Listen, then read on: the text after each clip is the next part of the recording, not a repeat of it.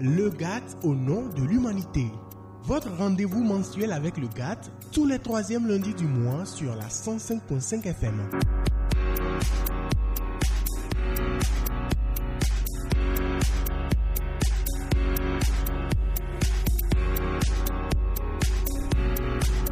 Le mois de mars, mois par excellence de la femme, il ne peut passer inaperçu au GATT quand on sait que le Global Alumni Association of Togo est l'une de ces organisations où le leadership féminin rayonne de splendeur.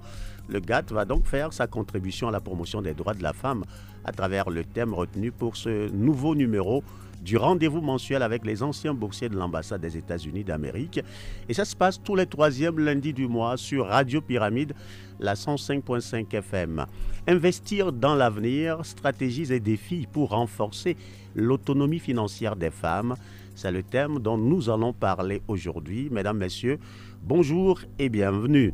Avec nos trois invités, donc, nous allons aborder le sujet. Cindy Mossi, Yali, Centre régional de leadership Dakar. Bonjour. Bonjour David.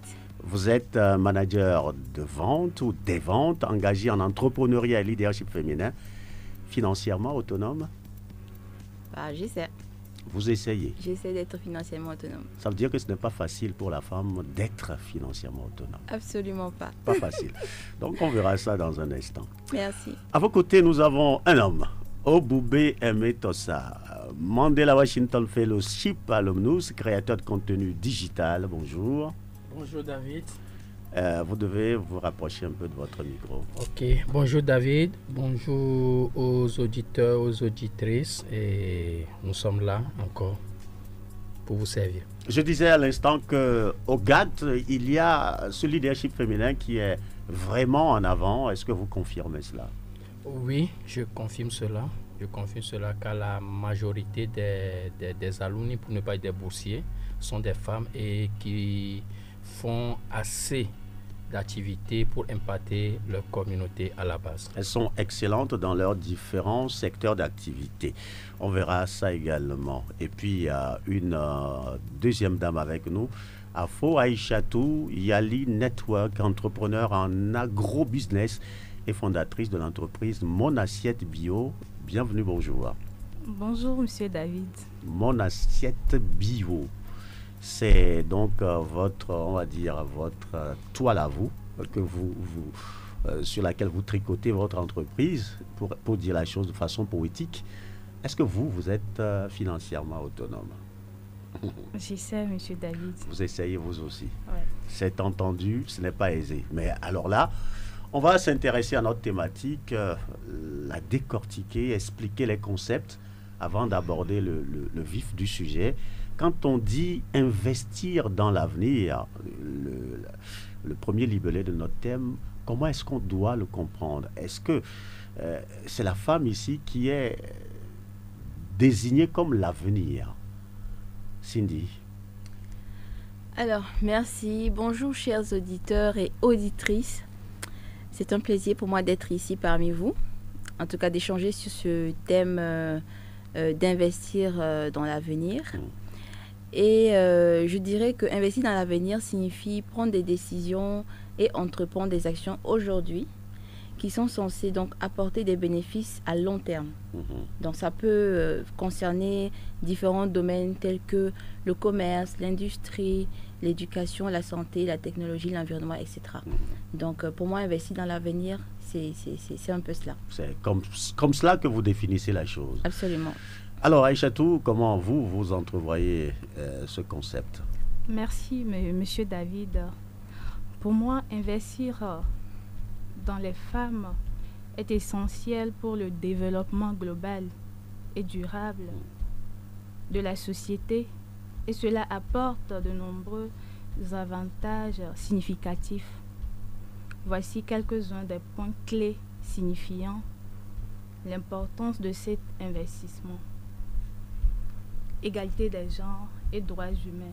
Investir par exemple dans les femmes, favoriser l'égalité des genres et en fournissant des opportunités légales dans tous les domaines. Merci, monsieur David. Je vous en prie, vous n'avez pas besoin de me remercier.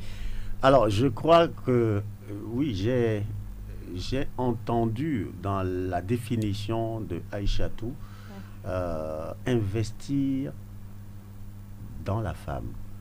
Ça veut dire que déjà pour elle, dans le contexte de notre émission, la femme est l'avenir. On peut le dire. Oui. On peut le dire. On peut le dire. Si. La femme est l'avenir. Comment est-ce que la femme peut être l'avenir? Je me pose la question. L'avenir d'une nation, comment est-ce que la femme peut être l'avenir d'un pays, par exemple? Alors, c'est une très bonne question, David. Bon, je vais m'essayer à répondre. Alors, je peux dire que la femme est l'avenir et de plusieurs manières. Dire que la femme est l'avenir, en fait, on peut l'interpréter de plusieurs manières. Ouais. Tout d'abord, et en reconnaissant l'importance de l'égalité des sexes, dont a parlé tout à l'heure Aïcha, et par rapport à l'émancipation des femmes et au développement socio-économique, on peut dire que la femme est l'avenir. On peut également dire que la femme est l'avenir parce que vous savez qu'aujourd'hui, les femmes représentent la moitié de la population mondiale, d'accord? Et donc, leur émancipation, leur pleine émancipation contribue donc à la vie économique de façon générale et donc contribue également au développement, à exploiter pleinement en tout cas tous les secteurs de l'économie quand on parle de l'humanité. Donc, quand les femmes en fait sont impliquées dans les activités socio-économiques, sachant qu'elles constituent la moitié donc, de la population mondiale, vous convenez avec moi à quel point et ça peut avoir un impact sur le PIB donc, des différentes nations. Oui, tant vaut la femme, tant vaut la nation, avons nous l'habitude de dire. Oboubé, est-ce que vous êtes convaincu par ce que nous disent les femmes de la définition du concept? Investir dans l'avenir, c'est investir dans la femme aussi, quoi. Oui, effectivement, David, je suis convaincu des propositions des deux intervenantes. Et juste pour rappeler, et avant de tomber sur notre pays, par rapport à l'intellectuel ghanéen James Eman Agré, en 1920, qui disait « Éduquer un homme, c'est éduquer un individu. Éduquer une femme, c'est éduquer toute une nation. » Toute une nation. Éduquer un homme, c'est éduquer un individu. Et nous sommes les individus. Justement. Et si nous rejoignons notre Premier ministre et Madame Dogbé, dans l'une de ses allocutions, je crois c'est en décembre 2023 à l'ONU, où elle disait « Les femmes sont de puissantes transformatrices de nos pays et faisons leur confiance. » C'est ainsi qu'elle a conclu, donc ce qui sous-entend que vraiment la femme, elle est le noyau pour le développement, vraiment. D'accord, c'est clair. Alors, on va parler maintenant de l'autonomie financière de la femme. Qu'est-ce qu'on entend par là, Cindy? Alors, l'autonomie financière des femmes, ce fameux mot autonomie dont on parle tant. Ouais. Alors, et cela renvoie à leur capacité donc à gérer de manière indépendante leur vie économique, notamment à travers la génération de revenus propres, la prise de décisions financières et l'accès à des ressources financières. Je vous ai dit tantôt quand je suis arrivée que rendre une femme indépendante financièrement ne signifie pas écarter l'homme. D'accord, nous allons en revenir certainement. Oui, mais vous le dites. Aujourd'hui, oui. c'est vraiment en fait aider la femme à contribuer de façon significative à tous les domaines en fait de la vie économique. Alors, quand on dit indépendance, c'est vis-à-vis de quelque chose ou de quelqu'un. On dit indépendance financière de la femme. Je me demandais si cette indépendance est dite par rapport à l'homme ou par rapport à quoi concrètement, Aïchatou? Oui, Monsieur David, je dirais cette indépendance n'est pas forcément aller vers les hommes. Je viens tantôt de le dire, une femme qui est indépendante, par exemple, peut d'abord s'occuper de ses enfants. Elle ne va pas attendre un homme avant de le faire. Elle le fera elle-même. Elle peut, par exemple, scolariser ses enfants, même si elle n'a pas un homme. Donc moi, je ne dis pas tout à l'heure que ça va directement vers les hommes. D'accord. Ça doit être aussi la même façon de voir la chose de Cindy, mais une femme financièrement indépendante doit être capable de quoi? Je vous pose autrement la question. D'accord. Elle doit être capable de quoi? Aïcha, toi, commencez par nous dire, elle doit être en mesure de prendre en charge sa famille. Et quoi d'autre? Il faut dire qu'une femme financièrement indépendante, au-delà de contribuer aux dépenses, au soutien de sa famille, en fait, il faut dire qu'elle contribue valablement à la lutte contre la pauvreté, si je veux aller à plus grande échelle. Okay. Elle contribue à la lutte contre la pauvreté, elle contribue au bien-être familial de façon globale, d'accord? Elle contribue également au développement économique de façon globale. Donc, si je prends, pour ne pas revenir sur ce que Aïcha a dit, sur le fait de contribuer dans les ménages, de scolariser les enfants, de contribuer à participer aux dépenses, aux charges familiales, et même à l'éducation, en fait, même à l'éducation des enfants. Elle contribue également à lutter contre la pauvreté à travers toutes ces activités génératrices de revenus qu'elle est capable de faire. Elle contribue d'une manière ou d'une autre à la promotion de l'emploi, d'accord?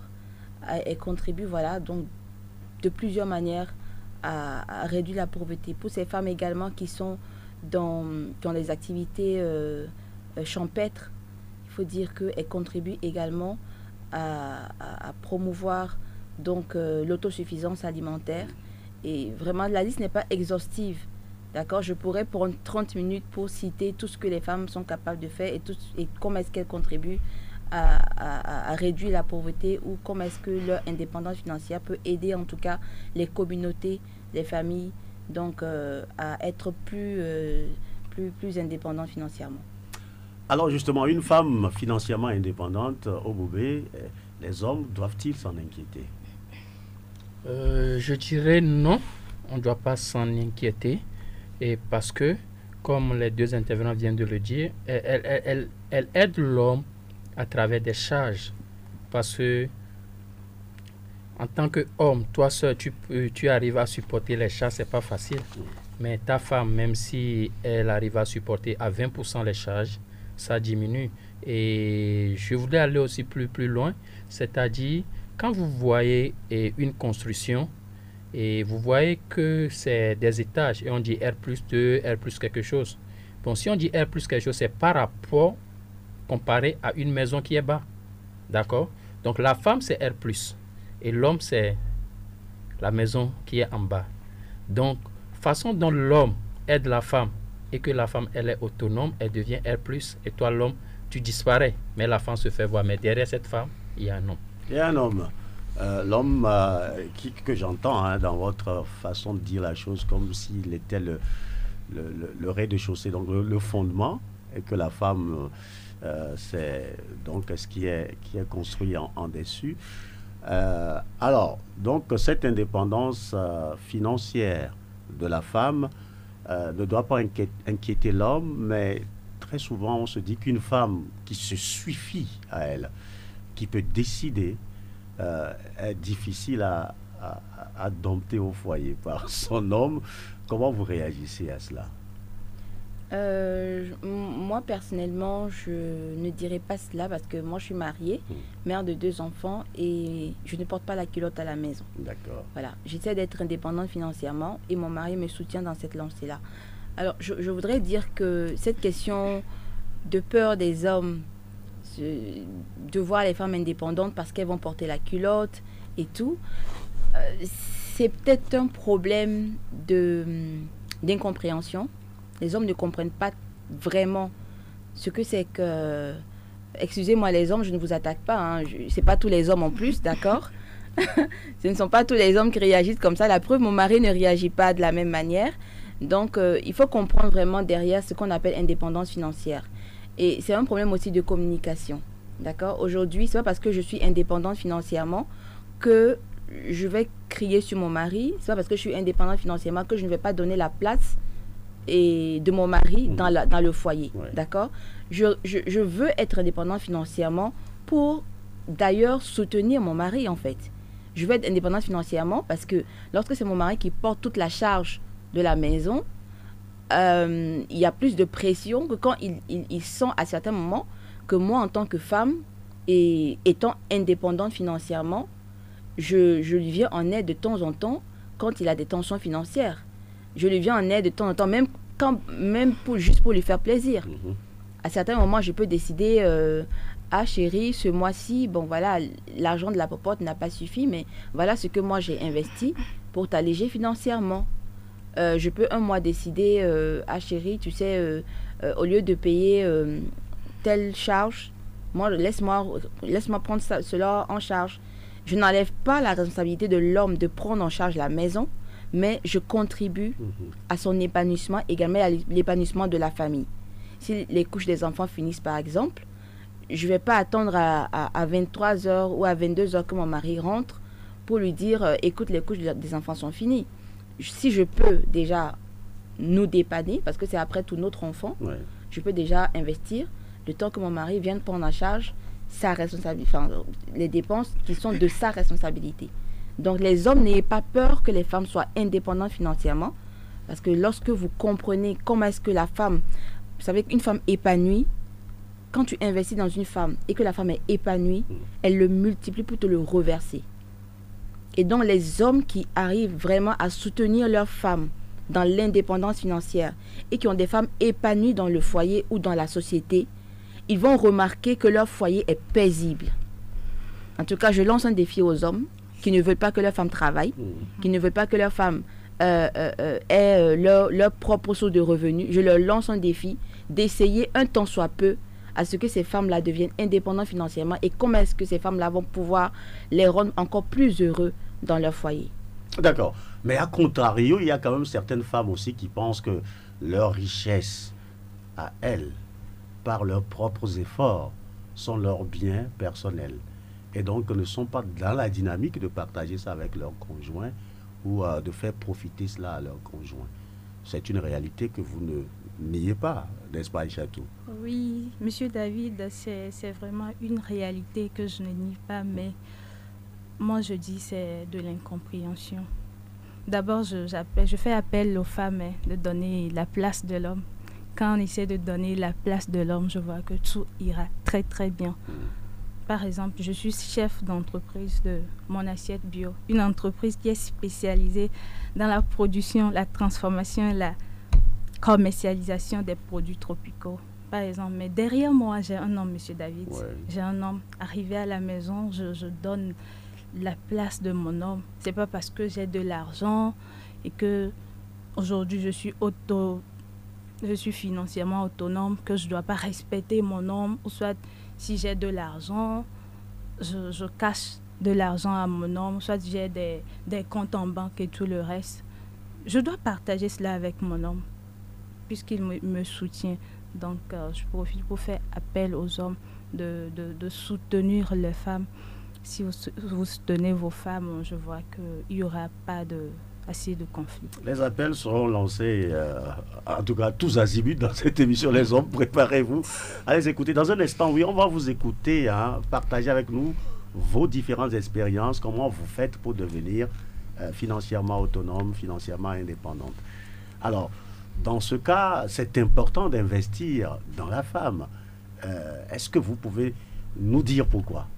Oui, on peut le lire à travers vos différentes interventions maintenant, mais on va faire quand même le point. Pourquoi est-il important d'investir dans la femme?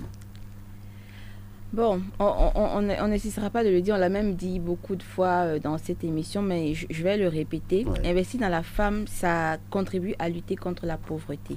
D'accord? Quand je parle de lutter contre la pauvreté, si je prends rien que sur le plan du développement économique, une femme entrepreneur donc stimule l'économie en créant des emplois. Je l'ai dit tantôt. Et elles ont des approches souvent innovantes et inclusives qui peuvent apporter de nouvelles solutions à des problématiques. Vous n'êtes pas sans savoir que les femmes aujourd'hui, en tout cas beaucoup de femmes qui ont ce génie-là, qui sont très intuitives et qui ont cette facilité à s'adapter, qui ont également beaucoup de résilience en elles, et qui leur permettent donc, en fait, quelles que soient les situations qui se présentent à elles, de trouver toujours des solutions. Donc, ce sont des femmes vraiment qui sont très créatrices, en tout cas, et qui innovent à tout moment. Donc, investir dans la femme, vraiment, peut être un levier pour l'innovation. Et également, investir dans la femme peut contribuer au bien-être familial. Quand je parle de bien-être familial, aujourd'hui, les femmes, ce sont elles en fait qui jouent un rôle crucial dans la nutrition, par exemple, de la famille. Donc, une femme qui est aujourd'hui, je vous l'ai dit tantôt, une femme qui est aujourd'hui indépendante, elle n'attendra pas toujours son mari pour subvenir au bien-être de la famille. Et une femme qui est financièrement indépendante, elle aura le souci même de ce que la famille mange, de ce que la famille consomme. D'accord? Si toi, tu me donnes chaque fois 250 francs pour préparer à la maison, c'est un exemple que je donne, sachant que même au marché, il n'y a plus de tomates à 250 francs. Donc, comment est-ce que tu veux que je te nourrisse bien? Je vais aller acheter du glutamate, ta sauce sera pleine de glutamate. Je vais aller acheter de l'huile qui est pleine de cholestérol, parce que ce que tu m'as donné ne me permet pas de contribuer au bien-être familial et de te nourrir bien, et encore moins de nourrir bien nos enfants. Alors que nous savons qu'aujourd'hui, l'avenir se construit aujourd'hui. C'est-à-dire que tout ce que tu consommes aujourd'hui, tout ce que tu fais aujourd'hui, en fait, c'est ce qui aura de l'impact sur toi dans 10 ans, dans 15 ans. Donc, une femme qui est financièrement autonome, elle aura le souci du bien-être familial, en ce sens que même ce que tu consommes à la maison, elle aura le souci de la qualité et du bien-être des enfants, et le bien-être de toi-même en tant que mari, et du bien-être de façon générale de la communauté. Donc, ce sont que 2 exemples que je vais donner. Il y en a tellement, mais je vais m'en arrêter là. D'accord. Aïcha, toi, quelque chose à ajouter? Non, je pense que Cindy a tout dit. Elle a tout dit. L'avenir, surtout notre santé, c'est aujourd'hui, nous devons l'entretenir dans tout ce que nous mangeons. D'ailleurs, je fais le bio.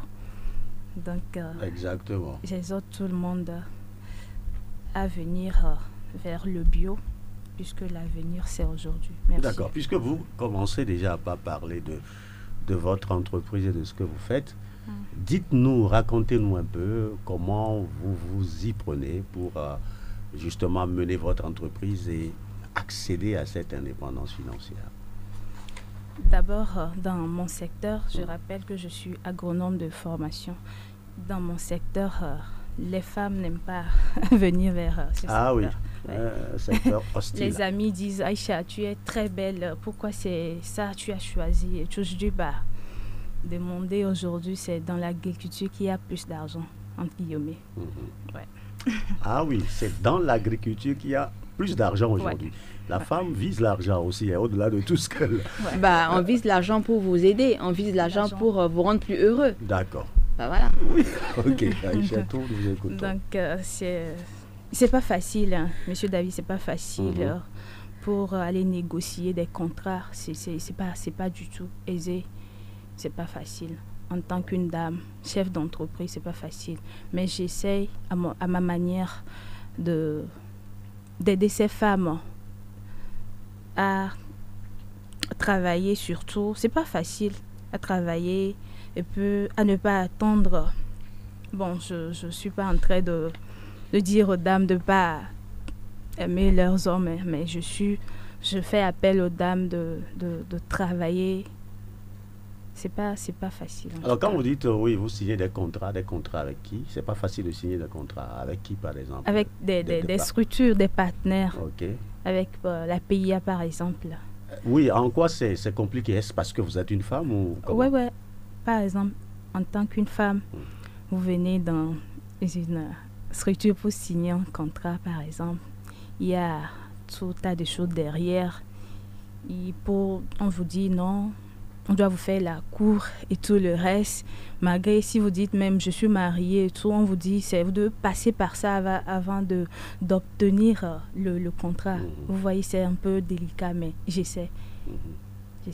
Avec le soutien de mon homme et de mon équipe et de cette dame derrière, les mamans qui sont derrière, qui m'encouragent, on y arrive. Alors justement, votre entreprise emploie combien de personnes à peu près? Aujourd'hui, mon entreprise emploie 22 personnes. 22 personnes qui sont, Ouais. qui sont salariées, payées à la fin du mois. Oui, qui sont salariés, bien sûr. J'interviens aussi dans 7 préfectures. Dans 7 préfectures. Oui. Bon, de toutes les façons, vous avez un parcours, vous avez une certaine présence. Il vous a fallu combien de temps pour créer cette entreprise et l'imposer d'une certaine façon? Ah bon, c'est un travail. D'abord, j'avais les mentors, les coachs. J'ai aussi passé par des entreprises. J'étais avec elles avant de pouvoir créer aujourd'hui ma propre structure. D'accord. Oui, Cindy, Oui. vous aussi, vous allez nous parler un peu de votre secteur d'activité, de votre entreprise, de comment vous travaillez. Vous êtes manager des ventes et vous êtes également dans l'entrepreneuriat leadership féminin. Alors, qu'est-ce que vous faites concrètement? Merci pour la question. Alors, j'ai un parcours assez particulier. J'ai commencé d'abord, je suis toujours salariée, il faut le dire d'abord. Je suis toujours salariée dans les télécoms. Je suis manager des ventes dans les télécoms. Ok, Mais avant d'être dans les télécoms, j'ai été pendant 15 ans dans les finances. ok. J'ai été successivement chargée de clientèle, manager, gestionnaire PME, ensuite chef d'agence Cofina. Tout le monde doit connaître Cofina Togo aujourd'hui. Bien sûr. Voilà. Et après ça, j'ai basculé dans les télécoms. Mais j'ai une passion pour l'entrepreneuriat que j'ai hérité de ma mère parce qu'elle a vendu des glaces, des bissap et tout ça pour envoyer mes frères et sœurs à l'école. Et donc, j'ai commencé très vite à l'aider à vendre dans ses glaces dans la rue et tout. Et c'est comme ça, en fait, que j'ai vraiment été piquée par le virus de l'entrepreneuriat. Donc, j'ai entrepris pas mal d'entreprises au Togo ici. Et aujourd'hui, je me suis spécialisée dans la formation des femmes dans l'entrepreneuriat et dans le leadership féminin. Donc, c'est ce qui me passionne aujourd'hui et c'est dans ça que je suis en train d'évoluer progressivement. Donc, aujourd'hui, je me suis inscrite dans une université de leadership. Mais cette passion a commencé déjà à travers le Yali Dakar, d'accord, où nous avons fait plusieurs semaines d'immersion avec ce programme initié par le président Barack Obama pour former des jeunes leaders africains. Donc tout a commencé là-bas au Yali Dakar, où je me suis formée dans le leadership. Et par la suite, j'ai vraiment creusé cette question de leadership, cette question d'entrepreneuriat. J'ai lu pas mal de livres. Et aujourd'hui, donc, je suis vraiment en train de me déployer progressivement dans ce domaine, d'accord, qui est la formation. Donc, je forme les femmes.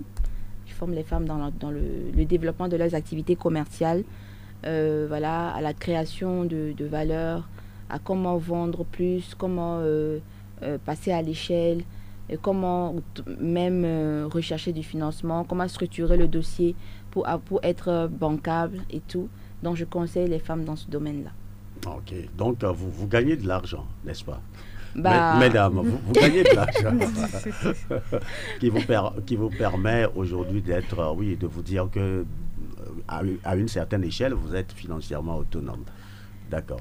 Alors aujourd'hui, quel est l'état des lieux quand on parle de l'autonomie financière de la femme, quand vous regardez un peu le paysage, notre pays, que dites-vous de façon générale de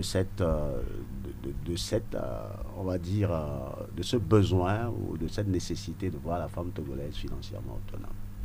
Ok, c'est une très belle question parce qu'actuellement, en fait, la situation actuelle de la femme togolaise en termes d'aisance financière montre des avancées significatives grâce aux efforts du gouvernement. D'accord?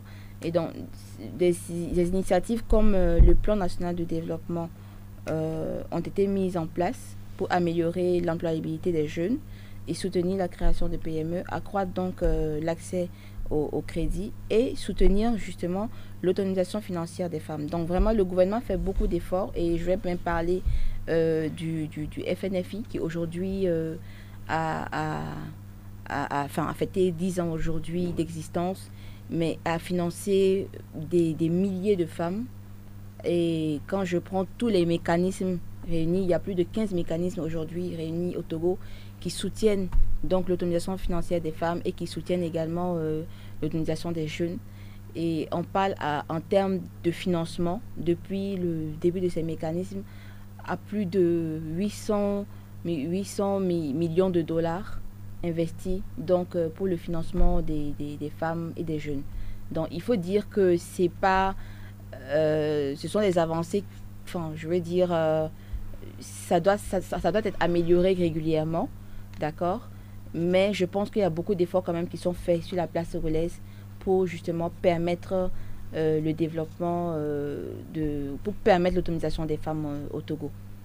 Donc on va dire, Aïchatou, que l'environnement est relativement propice pour que la femme puisse accéder à cette autonomie financière. Oui, Monsieur David, il est crucial que les efforts se poursuivent pour renforcer l'éducation, l'accès au crédit, surtout l'entrepreneuriat féminin, à l'égalité des chances en travaillant ensemble.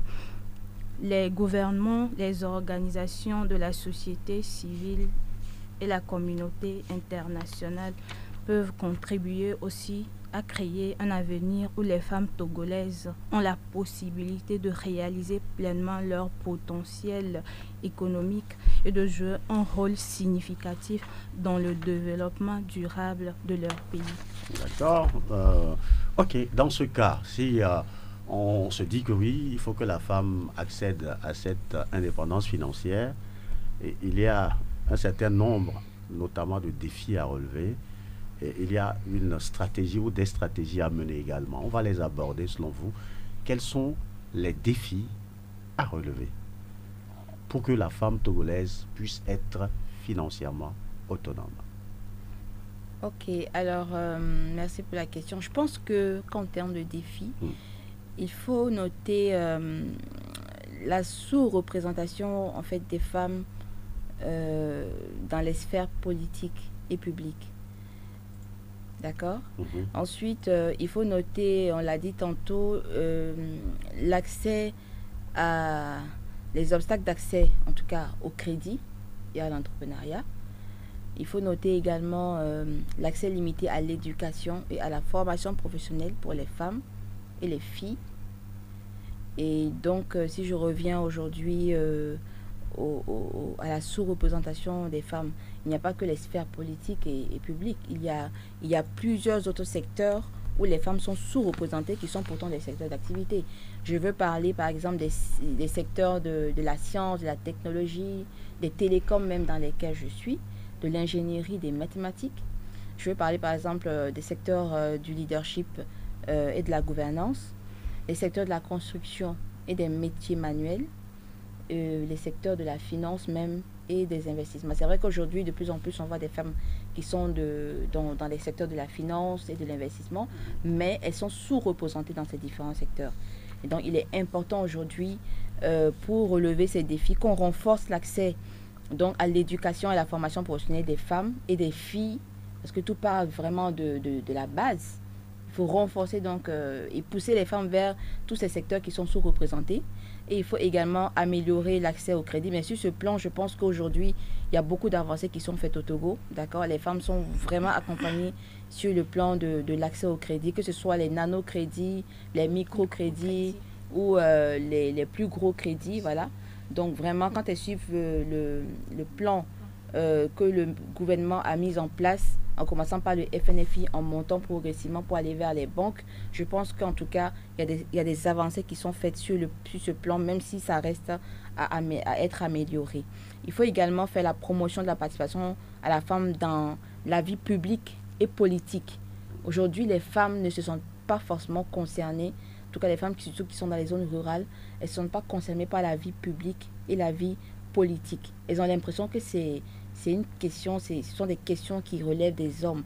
Alors que non, la femme aujourd'hui, elle contribue à l'éducation des enfants. Et donc, quand elle participe à la vie publique et à la vie politique, elle peut également contribuer donc à construire une société qui sera en tout cas à élever des enfants qui vont avoir des bonnes valeurs et qui seront de meilleurs dirigeants parce qu'elles elle va comprendre en fait les enjeux de tout ce qui est cette question de politique et de vie publique. Donc voilà ma petite contribution par rapport aux défis et par rapport à la stratégie que nous pourrions adopter en tant que contributeurs et par rapport à l'État, parce que voilà, l'appel est lancé aussi au niveau de l'État pour encourager les femmes à participer plus donc à la vie politique et publique. Alors, je suis tenté de vous dire, Cindy, que vous êtes trop gourmande quand je me réfère à des statistiques de 2021 qui disent que le Togo était le premier pays au monde où les femmes sont présentes ou occupent des fonctions dirigeantes. Alors là, je suis d'accord. Comment voulez-vous que la femme soit représentée au poste de décision pour que vous soyez convaincus?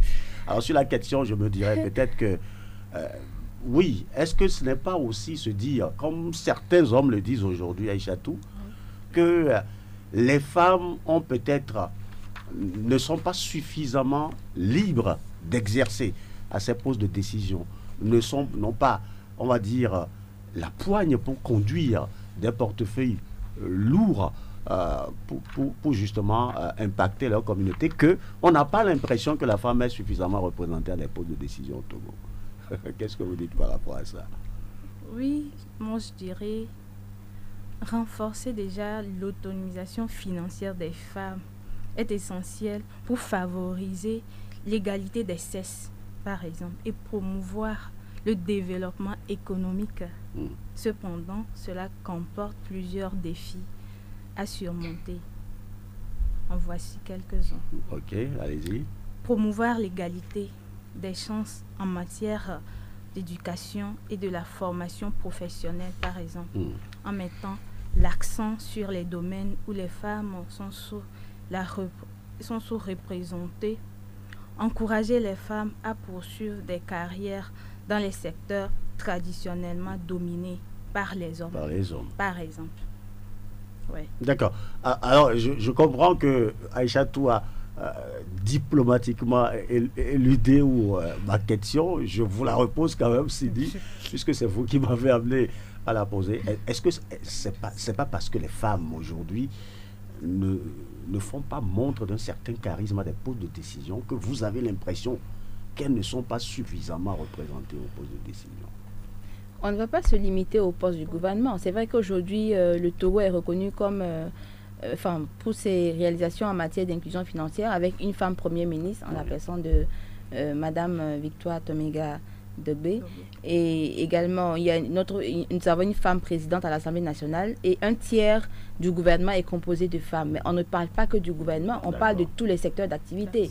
On parle des mairies, on parle des préfectures, on parle de tous les secteurs d'activité que j'ai cités tout à l'heure qui sont sous-représentés par les femmes.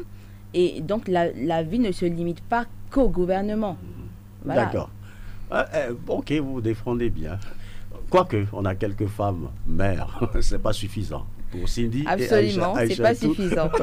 Il en faut plus. D'accord, les élections arrivent d'ailleurs. Et est-ce que les femmes sont en quantité importante, enfin en nombre important, candidates? Ça aussi, c'est une question que l'on se pose. Est-ce que l'un des défis à relever, ne serait-il pas que les femmes, d'abord, aient confiance en elles-mêmes et qu'elles se positionnent pour briller oui, justement. Tout à fait. Je suis d'accord. Je suis d'accord. Aujourd'hui, les femmes, il y a beaucoup de femmes qui n'ont pas confiance en elles. Et moi, je suis un exemple. Moi, il y a 10 ans en arrière ou 15 ans en arrière, j'étais incapable de me tenir devant vous et de tenir ces propos. J'étais incapable de discuter comme je suis en train de faire. Et j'étais incapable encore moins d'être... aujourd'hui, je vous ai dit que je fais dans la formation des étudiants, la formation des femmes et tout. J'ai tenu des classes il y a 2 semaines dans une université de la place.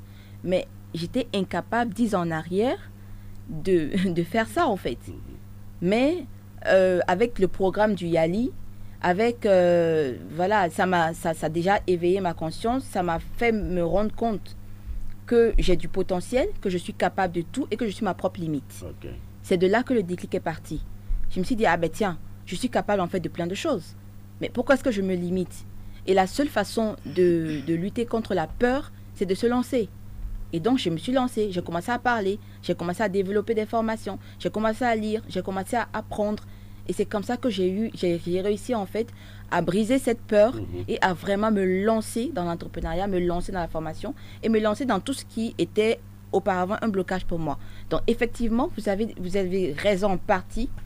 Il faut encourager les femmes, il faut développer des politiques pour former davantage les femmes, mais il faut que ces femmes également prennent conscience de qui elles sont, prennent conscience du potentiel qu'elles ont pour aller de l'avant. Et ça part, je vais revenir à l'éducation. Ouais. Il faut qu'on ait par exemple des programmes éducatifs pour les jeunes filles, déjà même dans les établissements scolaires, pour montrer aux femmes, aux filles, aux jeunes filles, toutes leurs capacités. La formation, par exemple, en leadership.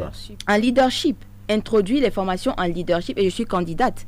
Donc, qu'on porte donc ma voix vers le gouvernement pour leur dire qu'il y a une jeune femme ici, à Radio Pyramide, en train de parler et qui peut donc contribuer à ce qu'on introduise donc des formations sur le leadership aux jeunes filles dans les établissements scolaires. Voilà, que ce soit privé ou public. Bon, on va commencer par le public peut-être, mais en tout cas, introduire le leadership pour que les femmes se réveillent vraiment. Et c'est comme ça qu'on pourra vraiment donc porter haut donc, cette question d'autonomisation financière de la femme dès le bas âge en élevant des femmes prospères. D'accord. Alors, Aïchatou, en quelques minutes ou en une minute maxi, pour des femmes qui aujourd'hui sans doute ont peut-être raté le coche de l'éducation, qui se disent qu'elles ne peuvent plus retourner à l'école et qui ont du mal à prendre la parole en public par exemple, quel est le travail personnel qu'elles doivent faire sur elles-mêmes pour aujourd'hui se propulser? Est-ce qu'il y a une stratégie, une formule? Oui, Monsieur David, je dirais 5 ans en arrière, j'étais dans ce cas. Okay. Mais aujourd'hui, je suis devant vous. Je vous parle naturellement, sans peur. Pour d'abord entreprendre ou bien dans la vie, il faut enlever la peur. Il faut croire en soi. C'est très important, très capital. Il n'y a pas une formation, il n'y a pas quelque chose à faire. Mais d'abord, tu dois croire en toi avant d'entreprendre quelque chose ou de faire quoi que ce soit dans cette vie. Tu dois croire en toi avant d'y arriver. C'est parfait. Enlever la peur, cela suppose qu'il faut se dire aussi que oui, ne pas avoir peur de commettre des erreurs, ne pas avoir peur de tomber aussi. Absolument. Tout le monde tombe, tout le monde commet. Oser. Il faut oser. Et quand on tombe, il faut aussi se relever. Hein. C'est très important. D'accord. Très important. J'ai lu également dans vos interventions que, par exemple, chez Cindy, le Yali vous a beaucoup apporté. Absolument. Et je me tourne vers vous, Oboubé, mais cela suppose quand même que au sein du GAT, il y a beaucoup de choses qui se font pour notamment promouvoir et propulser le leadership féminin en termes d'autonomisation financière de la femme. Est-ce que vous êtes positionné sur cet axe? Et si oui, qu'est-ce que vous faites concrètement pour aider les femmes? Oui, comme les deux alumni viennent de le dire, nous mettons beaucoup plus l'accent sur l'éducation à la base. Quand nous parlons de l'éducation à la base, et chacun de nous, dans le Yali, nous avons des jeunes, au même moment que nous avons des gens qui sont plus âgés que nous, qui sont nos pères. Mais nous faisons tout parce que chacun de nous deviendra un parent un jour. Donc l'éducation ne se situe pas seulement à l'école.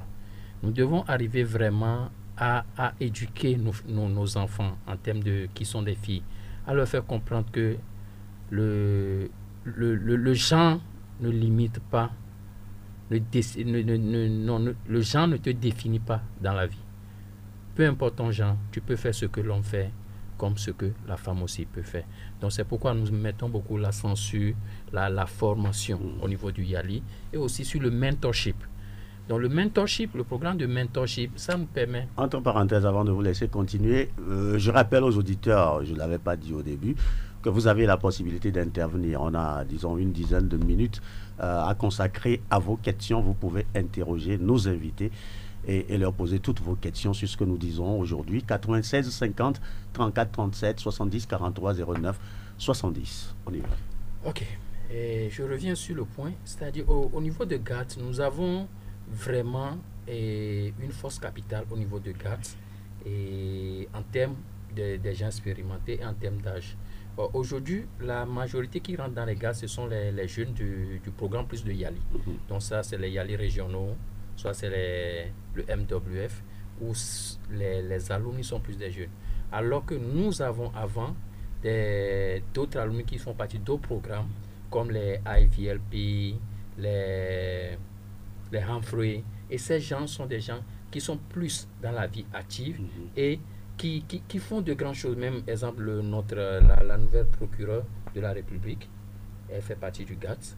Donc, nous avons mis en place maintenant une stratégie de networking et de coaching, et pour ne pas parler de mentorship, pour que ceux-là arrivent vraiment à inculquer ces valeurs à ces jeunes qui arrivent.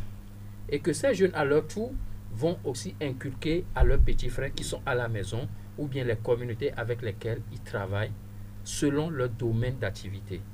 Donc, d'une façon résumée, c'est ce que je peux dire que ce que le GAT fait dans ce sens. D'accord. Le GAT y travaille. Je rappelle les numéros de téléphone pour ceux qui souhaitent poser des questions. 96 50 34 37 70 43 09 70. Nous parlons des défis et des stratégies pour renforcer l'autonomie financière de la femme, et nous avons deux dames ici qui sont donc des anciennes boursières de l'ambassade des États-Unis et qui incarnent justement ce leadership féminin et qui réussissent dans leur secteur vers l'autonomisation complète. Alors pour vous, Cindy, à quel moment direz-vous que vous avez atteint cette autonomie financière, puisque vous nous disiez à l'instant, tout comme Aïcha, que vous êtes sur la voie. À quel moment pourriez-vous dire qu'aujourd'hui, j'estime que je suis financièrement autonome? Ok, moi personnellement, je dirais que je serai autonome financièrement lorsque j'aurai premièrement, je me serai totalement désendettée, et deuxièmement, lorsque j'aurai bâti, comment dirais-je, un capital pour les générations à venir. Ça suppose, ça ne veut pas dire aujourd'hui être riche pour moi, mais ça veut dire en tout cas avoir des actifs en fait qui vont profiter à mes petits-enfants et à mes arrière-petits-enfants. Ok. Donc en ce moment-là, je pourrais dire, lorsque j'aurai atteint ce niveau-là, que je suis indépendante financièrement. Donc, pour vous dire que c'est pas demain, en tout cas, que je vais devenir indépendante financièrement, sauf si je gagne au loto. Et même si je gagne au loto, ça ne veut pas dire que j'ai bâti un actif qui va profiter à mes petits-enfants. Ça veut dire que j'ai de l'argent maintenant sur un compte, mais je n'ai pas encore bâti. Et donc, par exemple, une entreprise ou à constituer des actifs qui vont profiter aux générations à venir. Parce qu'aujourd'hui, j'estime que mes enfants ne devraient pas souffrir autant que moi j'ai souffert. Ouais. Ça ne veut pas dire ne pas apprendre aux enfants non plus à se débrouiller, mais c'est en tout cas aider, contribuer à ce que mes enfants demain deviennent en tout cas aussi indépendants financièrement à travers ce que moi j'aurais construit. Parce que moi, mes parents n'ont pas construit cela pour moi, mais ils m'ont éduqué, ils m'ont montré la voie, et moi je prends la relève pour faire encore mieux qu'eux. Et ce que je bâtis doit également être suffisant pour que mes enfants puissent prendre la relève et faire mieux que moi. On va dire que c'est l'ensemble, c'est l'œuvre de toute une vie Absolument. Pour comprendre. Alors, à votre niveau, Aïchatou, à quel niveau, à quel moment pouvez-vous estimer que vous êtes suffisamment autonome financièrement? Oui, je rejoins Cindy parce que ce n'est pas quelque chose qui va se faire aujourd'hui. En tant qu'une chef d'entreprise, je dois laisser des entreprises. Moi, je me suis dit déjà, à 50 ans, je ne vais plus travailler, Monsieur David. Mes entreprises doivent travailler à ma place. Elles doivent tourner. Même si je suis à la maison, je dois avoir des milliards. Ouais. Waouh. Ouais. Ça, c'est quand même une grosse ambition. Est-ce que vous estimez aujourd'hui que vous êtes sur la bonne voie? Je suis sur la bonne voie, monsieur David. Et que c'est ça, il a dit. Profiter aussi à mes arrières. Petits-enfants. La génération et tout en leur montrant le chemin du travail. Très important, puisque je ne suis pas née avec une cuillère en or. J'ai travaillé dans la bouche. Je travaille. Ils doivent aussi travailler. D'accord. On doit travailler dur. Ouais. La femme doit apprendre à se battre pour se réaliser dans sa société. Absolument. Et justement, ce qui importe aussi beaucoup plus pour vous, c'est que la femme puisse jouer un important rôle au sein de sa communauté. Et cela passe forcément par, des postes de décision, des postes clés au sein des entreprises, mais aussi par l'autoconstruction. Absolument. Pour pouvoir y parvenir. Alors, sur cet aspect-là, justement, si on doit résumer, votre parcours, pour que cela puisse servir de guide et de leçon aux femmes qui nous écoutent, que pourriez-vous nous dire du moment où on sait que vous n'avez pas forcément bénéficié de l'investissement de l'État, par exemple, et que vous êtes parti de quelque part. Il y a eu la formation, etc. Comment pouvez-vous résumer votre parcours pour que cela puisse servir? En maximum 1 minute. D'accord, rapidement, je dirais que Aïcha l'a dit, il ne faut pas avoir peur d'oser. Il faut oser, il faut se battre. Même quand on tombe, il faut se relever. Il ne faut juste pas rester à terre. Et il ne faut pas attendre tout de l'État. Vous savez, l'État n'est pas là en fait pour réfléchir à notre place ou pour... même si on pavait toutes les rues d'or, le Togo, il y aura toujours des problèmes liés à la pauvreté, liés au leadership, au développement personnel. Donc, c'est pour dire que c'est une question de personne. Il faut d'abord que nous-mêmes, en tant que femmes ou en tant qu'hommes, qu'on puisse se rendre compte que le développement d'un pays ne dépend pas que de l'État, il dépend aussi de nous, notre modeste contribution dans notre communauté et notre développement personnel d'abord, parce que nous sommes déjà la première entreprise, c'est nous-mêmes, d'accord? Parce que moi, en investissant en moi-même, que ce soit dans la formation, tu n'as pas besoin non plus d'avoir des milliards pour te faire former, parce que moi, mes parents ne m'ont pas envoyé à Harvard, mais si je suis aujourd'hui ce que je suis, c'est parce que j'ai fréquenté dans l'université publique. C'est parce que j'ai voulu en savoir plus au-delà de ce que j'ai appris de base, qui est ma spécialité dans les finances. Et donc, il faut donc se surpasser. Il faut donc, quel que soit ton domaine d'activité, quel que soit ton niveau de littératie, il faut chercher à apprendre davantage et ne pas se contenter de ce que tu as et ne pas se mettre des barrières. D'accord. En 1 minute, Mouya Aïchatou, si vous devez justement résumer un peu votre parcours pour servir d'exemple, justement, que pourriez-vous nous dire?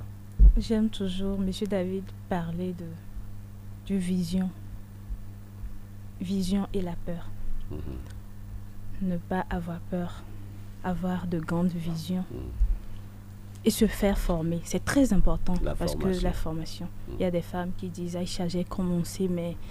regarde, je suis ici, mais ça ne va pas. » Je leur dis, va te faire former. C'est la base. Merci. Va te faire former, c'est la base. Oboubé, on va conclure. Vous avez 30 secondes. Ok, dans les 30 secondes, c'est juste pour rappeler les auditeurs, bien les décideurs qui seront en train de nous écouter. Oui. Si vous cherchez des femmes pour mettre en place un programme de leadership à l'endroit des jeunes filles, et contactez Cindy Mossi sur le numéro 90 63 85 25, 90 63 85 25. Et si vous voulez aussi rien que de bio, vous voulez des femmes dans le domaine de l'agriculture, pour des programmes pour former les jeunes dans le domaine de l'agriculture, ou vous voulez tout ce qui est bio, contactez Aïcha sur le numéro 80 Aïcha, 99 oui. 11 55 94. Parfait. Voilà un homme derrière deux femmes qui fait la promotion de ce qu'elles font de bien dans notre société. Mesdames, merci d'avoir été des nôtres, merci d'avoir partagé votre expérience avec nous et de nous avoir aidé à faire le tour de la question. J'espère que votre contribution va servir à permettre à certaines femmes qui nous écoutent en ce moment de se lever. J'espère aussi. J'espère vivement, c'est le but d'ailleurs. J'espère vivement qu'il y a une femme peut-être qui était découragée quelque part dans sa maison, qui se disait « Ah, mon mari ne me laisse pas faire. Ah, mon commerce ne marche pas bien. Ah, je ne sais pas par quel bout commencer. » Et de se dire « Écoutez, si quelqu'un dans le monde a réussi, c'est que toi aussi tu peux réussir. Absolument. Absolument. Merci, c'est fini pour cette émission. Merci de nous avoir suivis. Merci à Romaric Freitas pour la mise en onde. Le GAD vous retrouve le 3e lundi du mois prochain. À très très bientôt.